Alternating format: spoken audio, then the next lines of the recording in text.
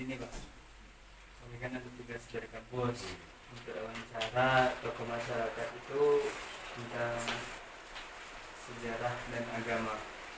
Kali ini kita fokuskan ke agama dulu. Ya, boleh. Jadi yang mau ditanya pertama kali itu Pak, ini kan daerah transmigrasi. Iya. Sebelumnya kan memang nggak ada penduduk di sini, nggak ada orang. Jadi kayak mana agama itu bisa masuk ke sini? Kebetulan saya memang langsung dari Oxodus Aceh. Waktu transmigrasi di Aceh tahun 97 itu memang sudah SK DAI. Nah, dari serombongan saya DAI-nya, kemudian berjalan kurang lebih hampir 2 tahun, tetapi ada peristiwa GAM pada mengungsi ke Jawa, Gandil, Semarang, Jawa Tengah, kemudian ditransmigrasikan lagi, diangkatkan lagi di Riau, tepatnya di Inggu, dan tepatnya lagi di Kecamatan Rengat. Kebetulan saya waktu itu masih dipanggil DAI sama kawan-kawan. Jadi sampai sekarang agama yang memang pertama sekali di Rawabangun ini ya saya sendirilah yang menyampaikan ke masyarakat.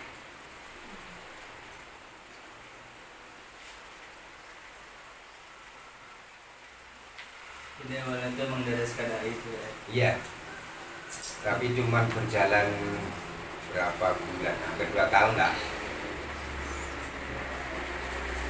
Jadi pas pindah itu masih orang sendiri Islam, agamanya Muslim. Kalau yang di Aceh semuanya Islam, dan yang usia rombongan saya pun semuanya Islam. Jadi memang sudah dari Aceh lah, sudah kawan, jadi menyampaikan ke ajaran Islamnya enak.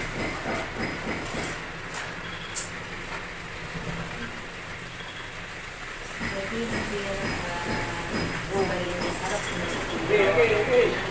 berapa besar? Kalau rombongan saya semuanya Islam, kemudian karena masuknya ke sini itu ada beberapa tahap, tahap 1, 2, 3, 4. Ada juga yang masuk dari yang belakang-belakang itu, ada sebagian yang Kristen.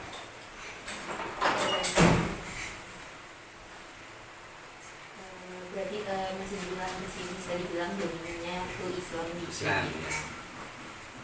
Dari Bapak sendiri, Iya. dari SK Bapak itu memang dari Aceh beragam, jadi beragam Islam. Kalau boleh tahu, cuma di sini Pak agama itu 2 atau ada yang dari dulu atau gimana Pak? Jumlah agama. Iya, yang untuk di Rawabangun ini sendiri. Setahu saya mungkin 2, kalau yang lain kurang tahu ya. Yang jelas Islam sama Kristen. Kristennya pun kita nggak tahu apa.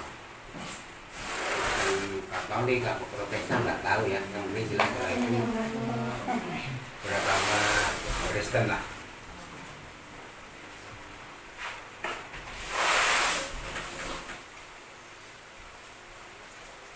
Kalau dari sudut pandang Pak sendiri Pak, ini kan orang semua Islam, mayoritas Islam.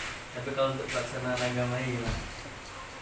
Ya biasalah, namanya manusia itu tidak semuanya melaksanakan atau melakukan ajarannya ya.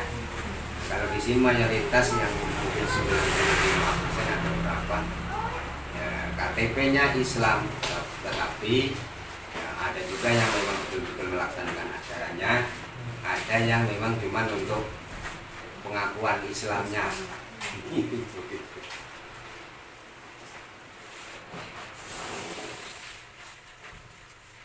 Kira-kira masalahnya di mana gitu Pak? Dan ini terbanyak tuh Pak. Masalahnya setelah akhir-akhir ini mungkin di kesibukan pekerjaan.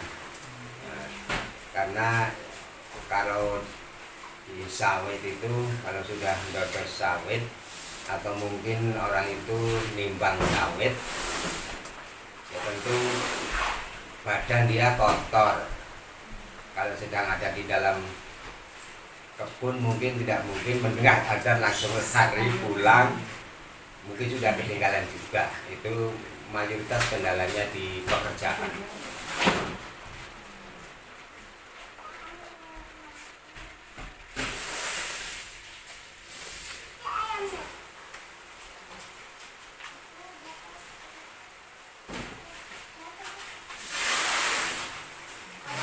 Harapan tersendirinya ada nggak Pak selaku tokoh dai gitu, maksudnya harapan untuk masyarakat di sini terutama bidang keagamaan? Saya sebetulnya berharap ya sesuai dengan KTP-nya, kalau memang KTP-nya Islam ya kita melakukan ajarannya dengan cara saya bersikeras memang untuk selalu menyampaikan, mendakwakan manfaat untuk melakukan ajaran Islam itu sendiri, dan madharat orang yang meninggalkan ajaran Islam sendiri walaupun agamanya atau KTP-nya Islam.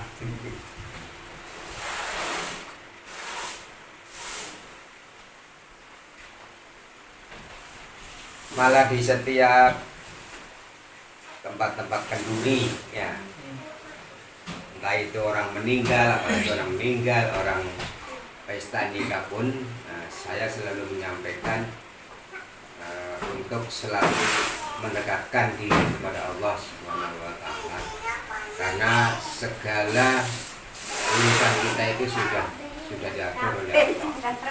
Makanya kalau bisa, di samping kita melaksanakan pekerjaan sesibuk apapun ya, kita ingat kepada Allah Subhanahu wa Ta'ala yang segala-galanya kan gitu.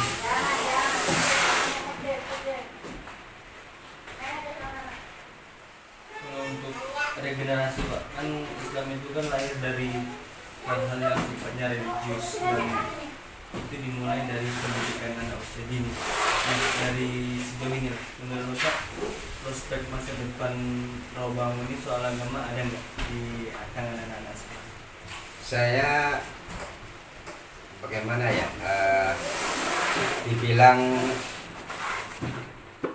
segala sesuatunya, baik itu yang di bidang umum ataupun di bidang agama, di mana saja saya selalu menghindarkan untuk menyampaikan kepada baik itu orang tua ataupun anak-anak muda, anak kecil, itu untuk selalu melaksanakan ajaran Islam dengan cara saya membuat regenerasi itu dengan mendidik, baik itu di tempat-tempat musola yang resminya semi formalnya itu di MTTA. Tapi rata-rata kalau anak-anak itu kalau sudah tamat SD, tamat MTTA, itu kebanyakan lah di daerah Rabaun ini kurang juga simpati ngaji lagi untuk menimba agama. Jadi kalau sudah tamat SMP, kemudian SMA, kalau yang memang tidak kuliah ya siap-siap untuk berkeluarga gitu.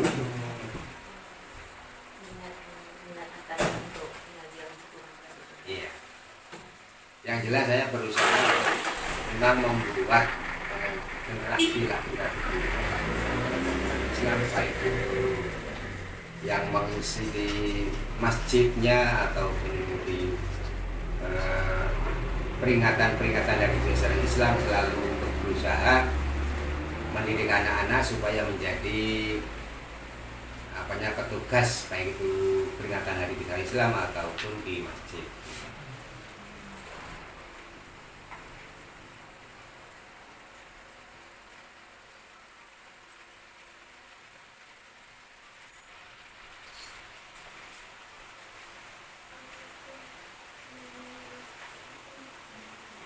Kalau dari aspek pendidikannya kira-kira butuh nggak Pak tenaga-tenaga pendidik soal keagamaan dari luar, atau memang cuma untuk memaksimalkan potensi yang ada di kampung? Kalau tenaga pendidik di bidang agama sebetulnya ini banyak, hampir setiap jalur atau RT itu ada. Kalau di jalur 1 mungkin saya dulu, di jalur 2 itu sebetulnya Pak Hadim, diganti juga. Jalur 3 sebetulnya ada, tetapi karena tidak ada musolanya. Jalur 4 itu ikut ke masjid. Jalur 5 sama jalur 6 itu kebetulan tokoh agama sekaligus umarok Pak Kades. Jalur 7 ada 2 orang yang memang kadang menjadi petugas Jumat di khotib atau di musola. Kemudian jalur 8, nah ini yang jalur 8 yang agak simpang siur karena ada sebagian orang yang alirannya lain dengan yang umum. Nah, kemudian jalur 9 itu suami istri Pak Imam Suratno sama istrinya.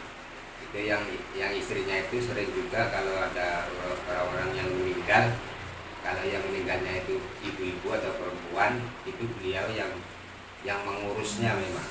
Ya. Jalur tanggul ada juga. Tapi itu ya, di setiap saat sebetulnya saya sampaikan di lewat-lewat di kenduri-kenduri ataupun tempat-tempat pesta, sampaikan ke orang tua atau anak-anak pentingnya mendidik anak, tapi ya akhirnya berjalan seperti itu juga. Iya, biasa aja. Kalau tadi kan Kak, kalau proses perkembangan agama yang di sini gimana? Baik atau gimana? Ya itu saya bilang tadi, sebetulnya saya tuh niatnya anak-anak dengan didikan agama lewat baik itu MTA maupun agama juga lewat SD ataupun pengajian malam setelah habis maghrib, itu harapan saya anak ya tahu hukum, terutama kalau hukum Islam, kemudian menjalankannya, baik itu pergaulan ataupun sosialisasi dengan orang tua, itu sebenarnya diajarkan. Cuman ya namanya anak kalau tidak ada dukungan diimbangi dengan orang tua di rumah, ya akhirnya separuh-separuh, setengah-setengah.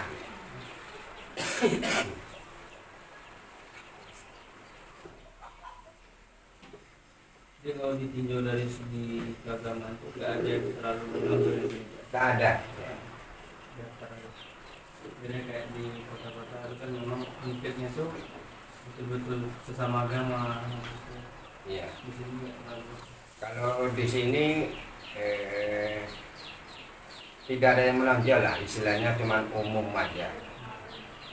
Untuk mencari petugas qiraat saja di tempat-tempat misalnya ada peringatan hari besar Islam itu susah, karena memang tidak ada ustadz yang khusus untuk mendidik MTQ.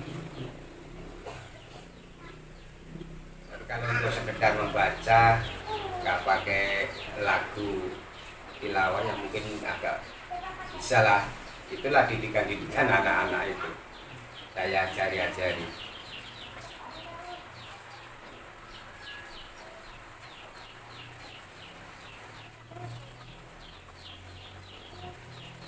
Ambil berapa nih? Iya.